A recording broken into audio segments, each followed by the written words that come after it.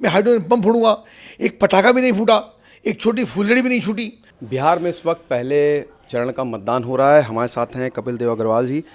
कपिल जी, अभी रुको, पहले चरण का मतदान हो रहा है, कैसे देखते हैं? लेकिन निर्वाचन आयोग का मैं बहुत धन्यवाद करूंगा कि बिहार जैसे प्रदेश के अंदर एक शानदार तरीके से शांतिपूर्वक मतदान चल रहा है। अभी 12 बजने वाले हैं, एक भी चुटपुट कोई घटना, कोई बैलेट छीनना, फाड़ना, मशीनें लेकर के भागना। और धन्यवाद के पात्र निर्वाचन आयोग, जो एक जमाना था लालू यादव मुख्यमंत्री होते थे, उनके बाद राबड़ी मुख्यमंत्री होती थी, और कैसे बैलेट पेपर फाड़ना, मशीन लेकर के भागना, मार पिटाई होना, कत्लेआम होना और लूट जैसा माहौल, एक खौफनाक मंजर, और बहुत सारे लोग वोट डालने का काम नहीं कर पाते थे। यानी 11 वर्ष के अंदर कितना परसेप्शन मोदी जी की सरकार के अंदर बदला, और निर्वाचन आयोग ने कितनी दृढ़ता के साथ अपना काम किया, और आज शांतिपूर्वक मतदान हो रहा है। और टीवी चैनल भी उसके साथ साथ और समाचार भी दिखा रहे हैं, वरना जब भगदड़ होती तो टीवी के उसी के पीछे दौड़ते रहते थे।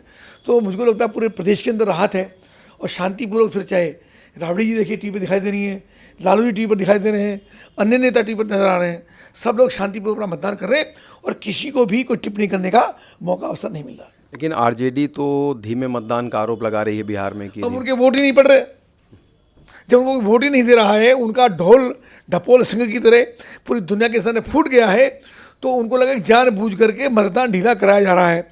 यानी जानबूझकर निर्वाचन आयोग चाहता है कि आरजेडी की सरकार न आए। ये आक्षेप गैर जिम्मेदाराना है। निर्वाचन आयोग किसी को रोकता नहीं है।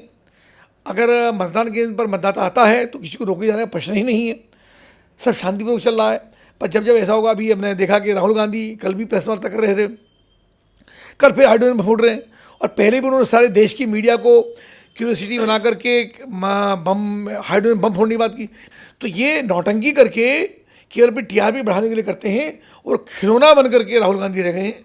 कोई गंभीरता से उनको लेता नहीं है, ना संसद में उनकी बात सुनता है, ना सड़क पर कोई बात सुनता है, ना उनकी पार्टी के लोग उनको नेता, उनकी पार्टी के लोग भी पीछे हमसे टिप्पणी करते हैं। वो भी हमारे मित्र हैं कि साहब कैसा हमारा दुर्भाग्य है कि ऐसा नेतृत्व हमको मिला है। आज ये टिप्पणी राहुल गांधी के ऊपर उनकी पार्टी के लोग करते हैं। हाँ, तो बिहार में एसआईआर को लेकर बड़ा विरोध हुआ। अब तो पूरे देश में चुनाव आयोग ये कराने जा रहा है, तो फिर चुनाव क्यों होने दिया? पूरे चुनाव का बहिष्कार करना चाहिए इनको। लालू यादव जी को, तेजस्वी यादव को, राहुल गांधी को, अखिलेश यादव को, इनको पूरे चुनाव का बहिष्कार करना चाहिए था, क्योंकि इनके मन से एसआईआर नहीं हुआ। अब जाके लाइन में लगे, आपने क्यों स्वीकार कर लिया? पहले आप वोट चोरी का आरोप लगा रहे थे। तो ये जो नौटंकियां हैं, गैर जिम्मेदार टिप्पणियां हैं, संवैधानिक और सरकारी संस्थाओं को ये बदनाम करने का काम करते हैं, बहुत ही आपत्तिजनक है। निर्वाचन आयोग जैसी बड़ी संस्था को, जो इंडिपेंडेंट बॉडी के रूप में काम करती है, उनको इस प्रकार से अपमानित करना, उनको बदनाम करना, ये उनका अपमान नहीं है, पूरे देश का अपमान है। और पूरी दुनिया में भारत को अपमानित करने का काम अगर कोई नेता करता है तो राहुल गांधी करता है। एक सवाल ये है कि चुनाव के दौरान अप्पू, गप्पू, टप्पू, यदमुल्ला, इस तरीके के शब्दों का प्रयोग हो रहा है, कैसे देखते हैं आप? अब ये भाषा जो जनता बोलती है वही भाषा नेता की जुबान पर आती है। मैंने भी आपसे वही चर्चा की है, मैंने कुछ और शब्दों का इस्तेमाल किया है। तो ये जगह पर तथ्यात्मक बात नहीं करोगे। देखिए, आप लोकतंत्र है, जनता आप पर भरोसा करती है, जनता आपकी उम्मीदों को, अपनी उम्मीदों को आपसे बांध कर रखती है। गैर जिम्मेदार बातें करेंगे, उनकी हंसी का पात्र बनेंगे, लोग आपको हंसी के रूप में लेंगे। बच्चों को चुप करना हो तो राहुल गांधी की वीडियो खोलकर दिखा दो, तो बच्चा रोता और चुप हो जाएगा, और राहुल गांधी की स्थिति इसकी होगी।